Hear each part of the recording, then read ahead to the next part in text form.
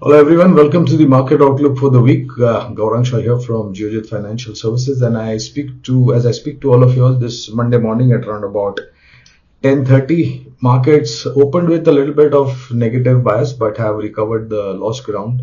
Before I go any further, let me give you certain levels on the Sensex, Nifty, Bank Nifty, Rupee Dollar, and crude oil. Sensex up about 85 odd points, 80,690 is the level on Sensex. Nifty up about 25 odd points, 24,550 is the level on Nifty Spot. Bank Nifty up 80 odd points, 52,345.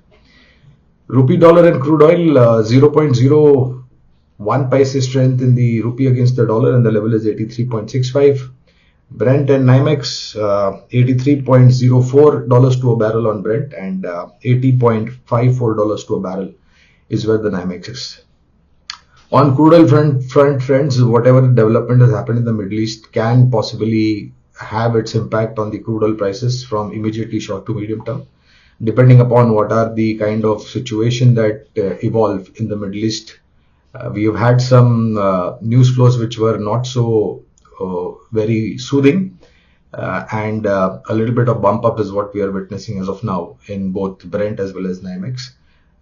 Depending upon the situation in the Middle East, we can possibly expect the movement on crude oil to be a little bit on the elevated side.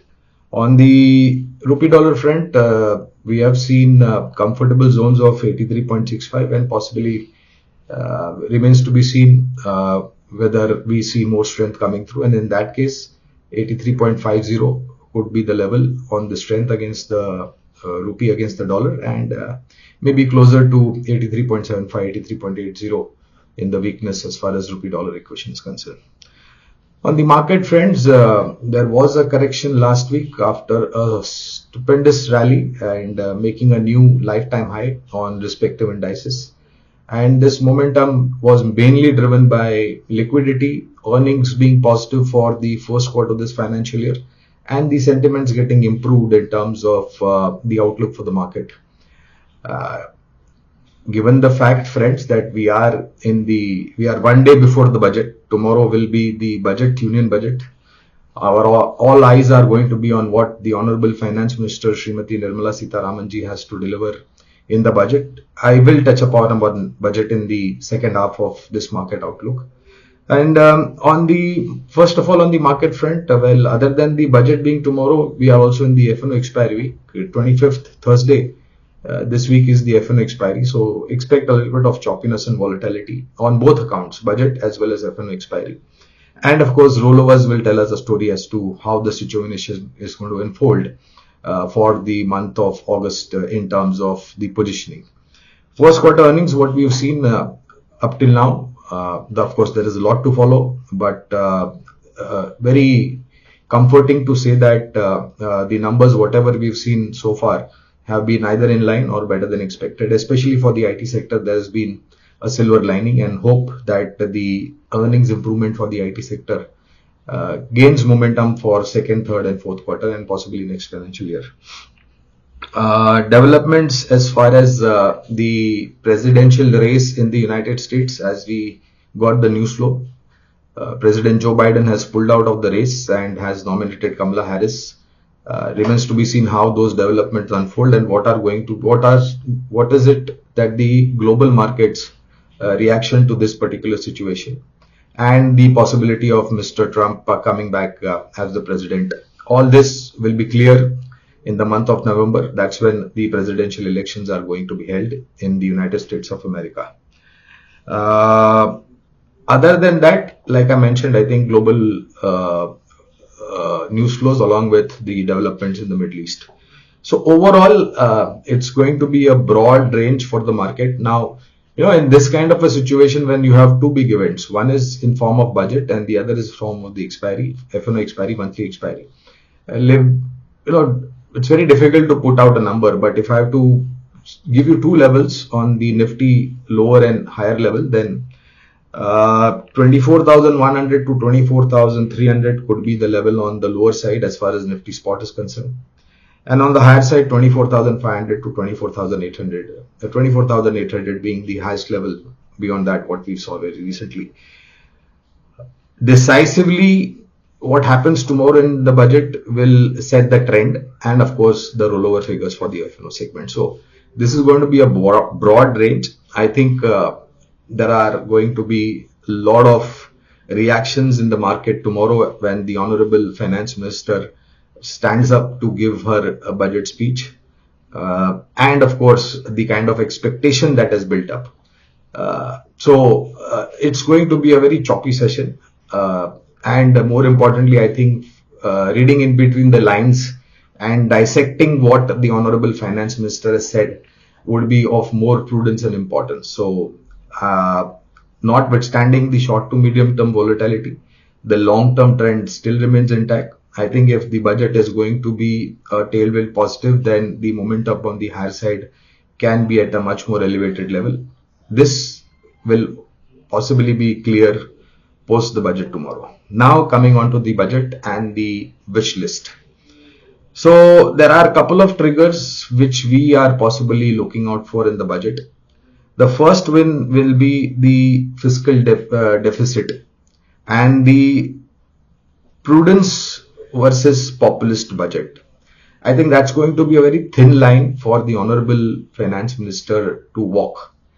There are a lot of noise on the street that because of the election numbers and inability to get a absolute majority, maybe there might be populist steps. But if I have to reflect upon the last 10 years of the budget that has been delivered by this government, then prudence has overtaken over populist measures. And I think if tomorrow we again see a budget which is more of prudence rather than populist, keeping in mind the fiscal deficit and the balancing act, then that is going to go down well. So that's first. Second one is going to be the boost to GDP. Along with that, push for consumption. Now, when you take initiatives and do some policy changes to push your GDP growth rate, and along with that, you take certain initiatives to boost consumption, then India being a consumption driven economy, I think it will augur extremely well from a long term point of view. So that's the second point. Third point is with respect to taxes, both direct and indirect.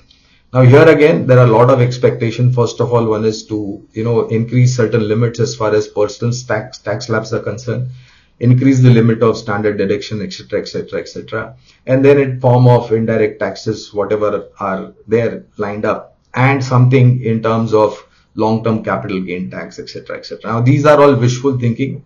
I think one thing we have to keep in mind is that expectation of 140 crore people and what the honorable finance minister can deliver, I think we need to strike a balance between that. So this is the third point. Fourth point is going to be incentives for capital formation. How is government going to incentivize capital formation? So that's going to be the fourth point. Fifth one is going to be a much important one, friends, given the fact that we are a agrarian driven economy. A large part of our population is dependent on agri activity, and along with that we have a huge population to feed. A push for agri related activities and food security. This is going to be something that will be interesting to see tomorrow if there are any detailed clarification on this, and that there are going to be push for, which has been, in fact, the last 10 years we've seen this government act very proactively as far as agrarian activity is concerned and food security is concerned. And this is also more important, friends, because of the climate change that we are going through. You remember last year we had a deficit rainfall. This year June started with a deficit, but July is doing a catch up. So in such a scenario, when the environment is playing a tantrum, I think it's going to be more prudent to create to push agri activity and create food security. So that's going to be the fifth point.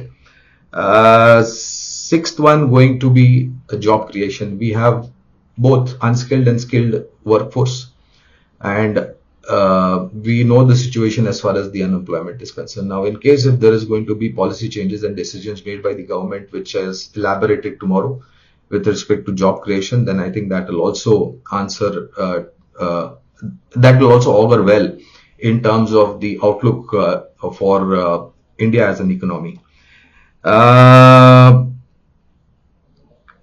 more policies, the seventh point being more policies, adaptable policies with clarity in terms of taxation with respect to FDI, that is foreign direct investment.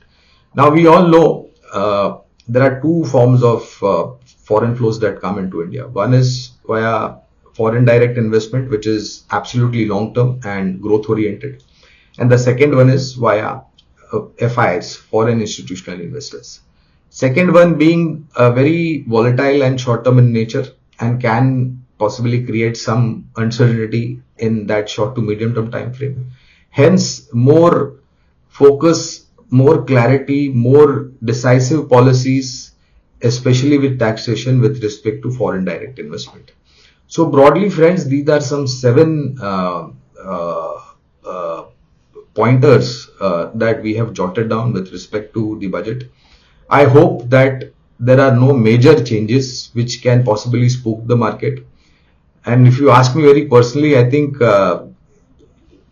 if you just go by the rule book and don't do something extraordinary and just follow what you have experienced in the last 10 years and implement certain innovative policies in the budget tomorrow, then it's going to be much helpful and it will not spook the market. But clarity on these 7 points tomorrow will throw in a lot of positivity, and hope that it is not a populist budget, what the way the market has been anticipating, and it is more of a budget with prudence and fiscal discipline.